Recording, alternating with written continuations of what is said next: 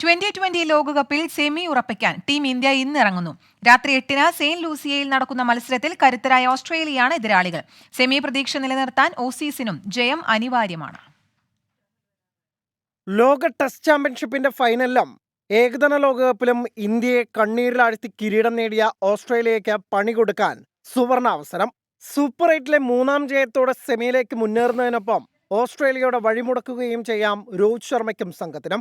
2 കളിയും ജയിച്ച 4 പോയിന്റോടെ ഗ്രൂപ്പ് 1-ൽ മുന്നിലാണ് ടീം ഇന്ത്യ. 2.425 എന്ന പോസിറ്റീവ് റൺ റേറ്റുമുണ്ട്. ഇന്ത്യ അവസാന 4-ൽ ഇടം പിടിക്കാതിരിക്കണമെങ്കിൽ മഹാത്ഭുതങ്ങൾ സംഭവിക്കണം.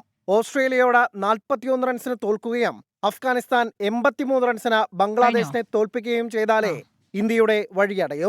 ഓസ്ട്രേലിയയ്ക്കാകട്ടെ ഇന്ത്യക്കെതിരെ ജയം അനിവാര്യമാണ്. ഒപ്പം അഫ്ഗാനിസ്ഥാൻ തോൽക്കുകയും വേണം. ഓസ്ട്രേലിയക്കെതിരെയും ഇന്ത്യൻ ടീമിൽ മാറ്റത്തിന് സാധ്യതയില്ല.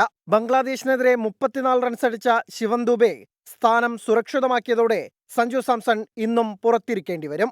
ലോകകപ്പിൽ ഇത് 6-ാം തവണയാണ് ഇന്ത്യയും ഓസ്ട്രേലിയയും മുഖാമുഖം വരുന്നത്. ഇതിൽ 3-2 മുൻതൂക്കം ഇന്ത്യക്കുണ്ട്. Sports desk 24.